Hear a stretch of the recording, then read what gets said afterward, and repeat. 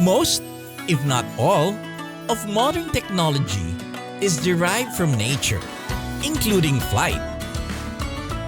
The world of birds has always been a fascination for me, and a trip to neighboring countries gave me a chance to explore the close relationship between aircraft and the birds we share the skies with. Join me as I take a look at aviation and avian life in Malaysia.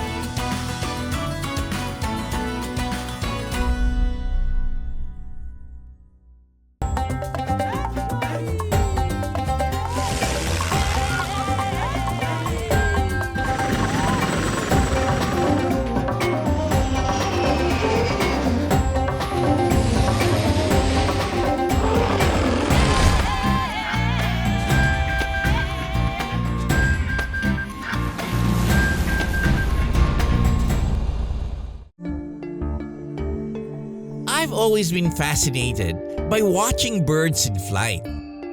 Observing their movements, very similar to aircraft.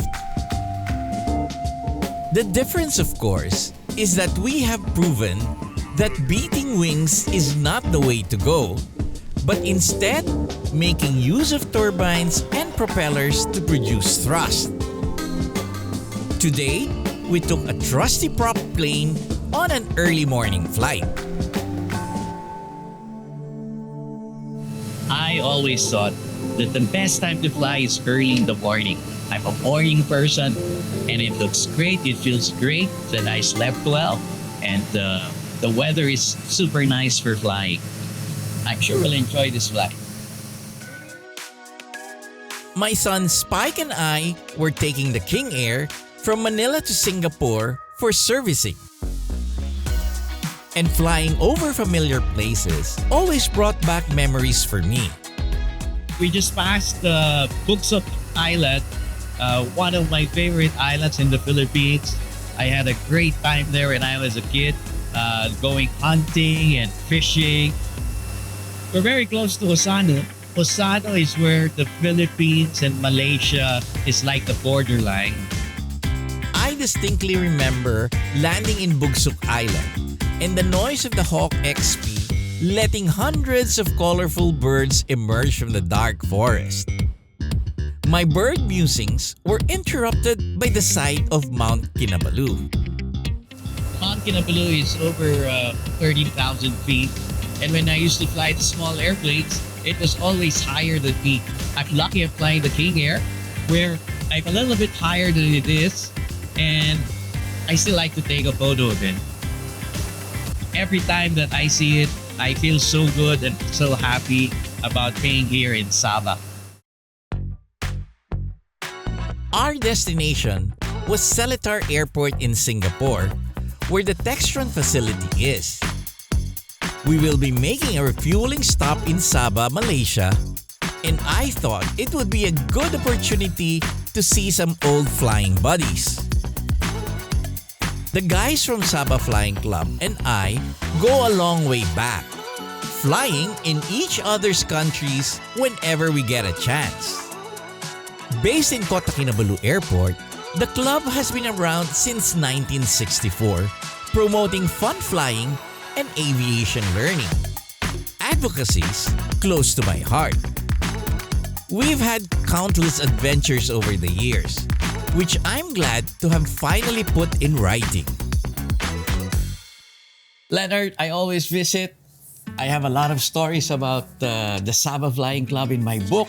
I wanted to present one to the club so that we have a lifetime souvenir of all our adventures and all our fun flying, right, Richard? Okay. Thank you, Captain Joy. You've always been a good friend of Sabah Flying Club, and we always welcome you to the Sabah Flying Club. Thank you very much. Like we are always welcome to the Philippines every time when we're there. Yeah. Thank you very much. And thank you for this book. This is going to be a very valuable book for our library. And I hope it inspires other young kids to start a career in aviation. Most definitely. Yeah, and you'll be part of it because of your book. Thank you. Thank you very much. Yes. And in return, here is a Sabah Flying Club. Oh, okay. Wings for you. Thank you very much. This will look good. Well, I always invite you. You know, you're always welcome to visit the Philippines. It's 172 flight away. Yes. Giving them the rest of my gifts from the Philippines, we had a nice time catching up over dim sum as the plane was being refueled.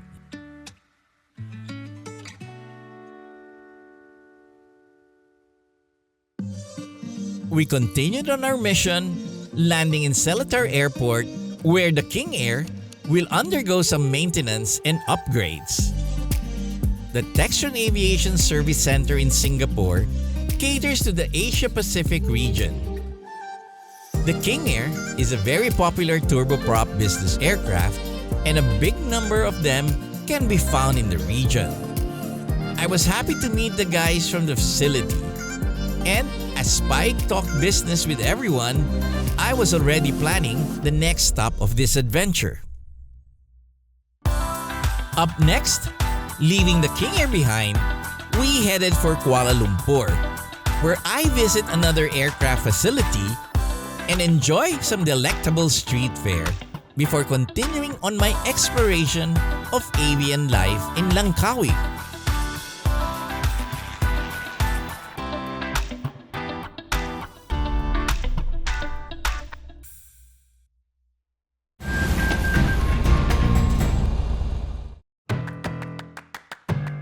From Singapore, our next stop was Kuala Lumpur, where I was to check on another one of our aircraft, the Falcon 900.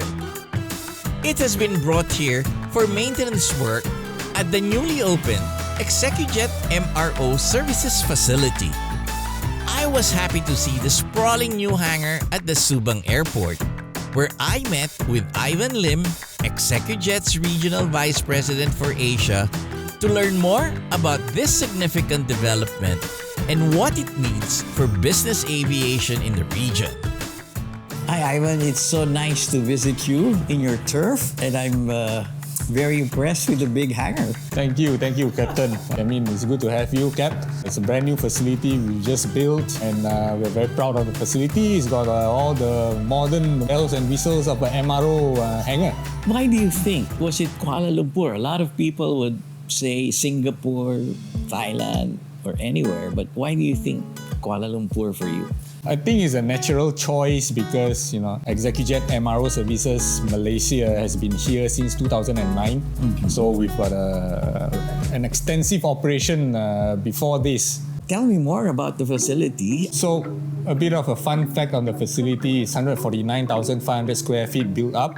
Okay. It's meant to take in, somewhere between 10 to 15 medium size and a long range size aircraft Right. at any point in time. And it comes with a lot of latest gadgets and features of an MRO. Like for example, you got the underground utility speed where you get your electrical power and your air compressor, from the ground. And apart from that, you will see that there are quite a few environmental features that we incorporated in the design. It's got a secondary tank to harvest rainwater for secondary usage. It uses a lot of LED lights for electricity, and it's also got provision for solar power panel, which we could put in to save electricity as well. Everyone's comfort was taken into consideration as well, with offices and recreation areas for employees, meeting rooms, and dedicated workspaces for clients. In 2019, ExecuJet MRO Services was acquired by Dassault Aviation, reinforcing its aftermarket support capability in Southeast Asia. For Ivan, working together across cultures is an important part of the process.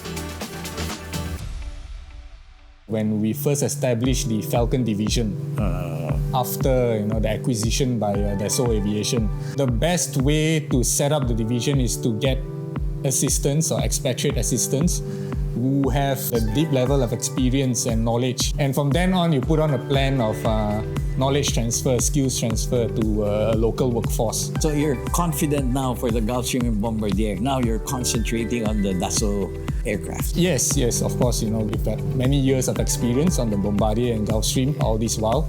It's a growing product and it's been driving our growth in the company as well. And the Dassault family is a very tight-knit family. Indeed. That's why we're here. Indeed. And we're here also to support with whatever way we can. Thank you, Captain. And I'm very happy to hear that. And, we are here to support you guys as well. We look forward to seeing everybody in our new hangar. Great. I was glad to visit this future-proof, sustainable MRO facility. A good sign that business aviation in Southeast Asia is experiencing strong growth. As I waited for the Falcon 900's servicing, I had a chance to see more of Malaysia on this trip. I was in Kuala Lumpur, right in the middle of Ramadan season. This holy month in the Islamic calendar is observed with fasting, prayer, and community. The fast ends at sunset, when everyone can share meals with family and friends. This gave way to the traditional Ramadan bazaars, which became a showcase of Malaysia's rich food heritage. I was often told that this is the time to sample the best local food, so I made my way to Bukit Bintang, right at the heart of the city. At this time, about 5 or 6, they go shopping for what they're going to eat tonight. Very interesting, a lot of different food. I'm also getting hungry. A classic favorite is the murtabak, a stuffed pancake or flatbread. What's inside? Yeah, filling with chicken, beef, egg, onion. Okay. Looks good. Of course, Malaysian cuisine is also known for its rice or nasi dishes. I am goreng. This is one of the favorite food I like eating here. And this one looks very tempting. Steam rice look very good. Also the chicken, very good. Chicken. Yeah, that's quite popular. The quantity, the taste, the quality of food. Yeah. Everything must hot. Whose recipe? Your mother? Yeah. Your mother's recipe. Our family took the recipe. At the end of the day, perhaps the best thing about the Ramadan Bazaar is how it brings people together, no matter your beliefs. You just need to love good food. Up next, my journey takes on a different flight of flapping wings, beaks, and feathers as I explore the island of Langkawi.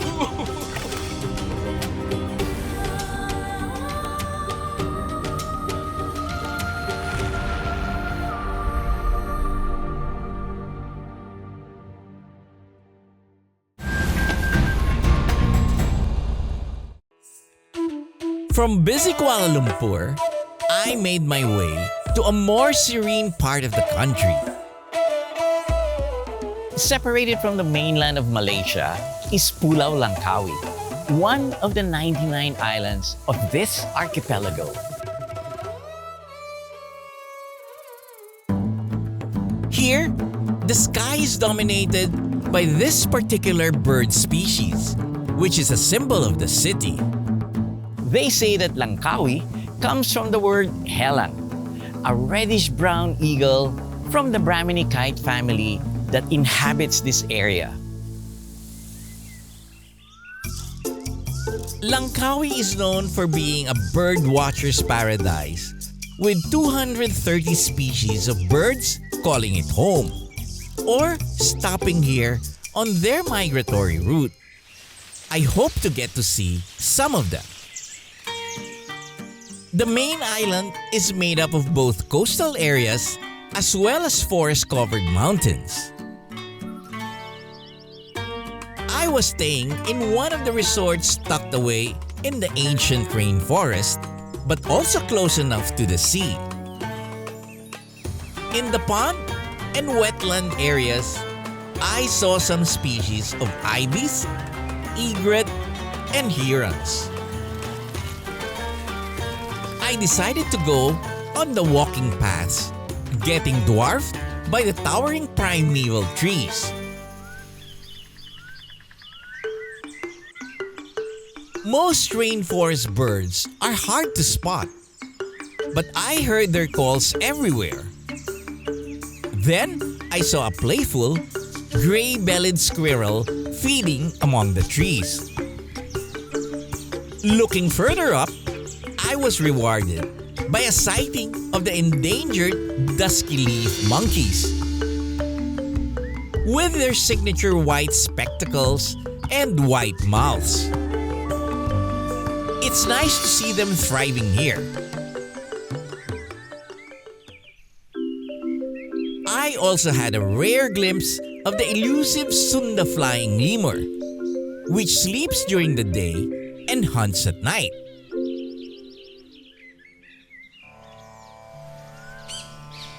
Further up in the mountains were some pied imperial pigeons and a sight of the beautiful rhinoceros hornbill. It's a truly magnificent creature. But to get to see Langkawi's iconic Brahmini kites and sea eagles, I had to ride a boat to the surrounding rivers flowing out to the Andaman Sea.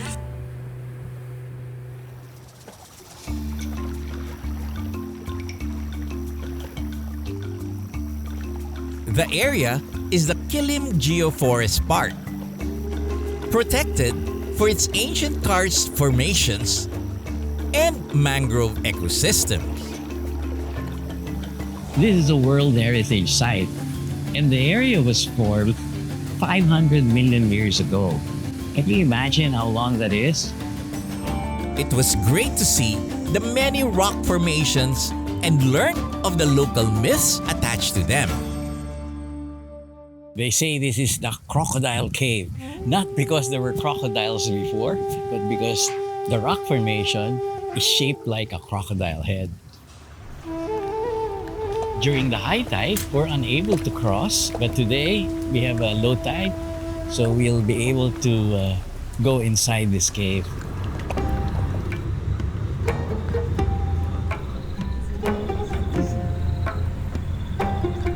It's always interesting to go inside these mangroves and get surprised with what animals, what fish, or other sea creatures there are.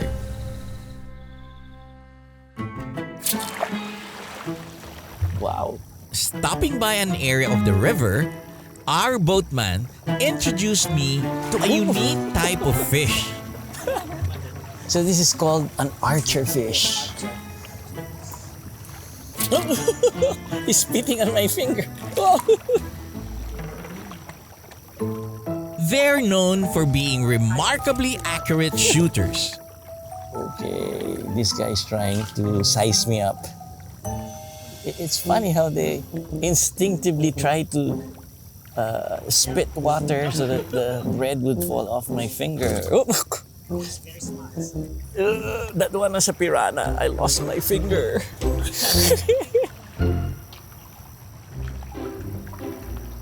Along the way, we passed by some fish pens that doubled as floating restaurants. They showed us some of the species of fish you can see in the area. So we got 4 stingray inside.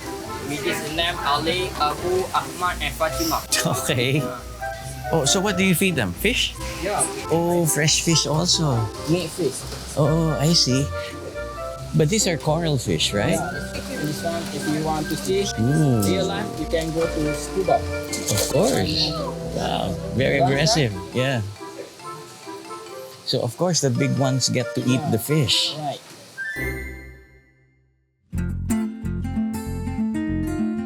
The brief tour worked up an appetite, and I was ready for a sumptuous lunch. There's nothing like freshly caught seafood, fish, crabs, and my favorite mantis shrimp. Very good.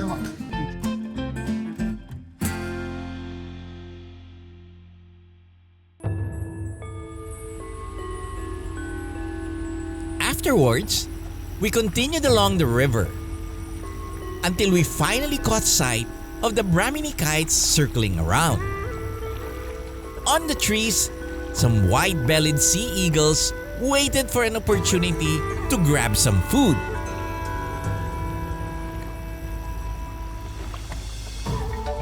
The predatory birds come here in great numbers, as the locals have become used to feeding them. There you go. Wow, so many of them.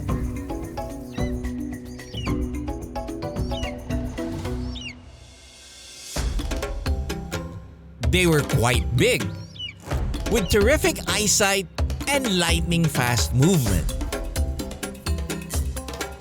It's a spectacular sight to see a large number of them swooping down the water to catch food. I enjoyed watching how their pattern of flight is similar to an aircraft doing a touch and go.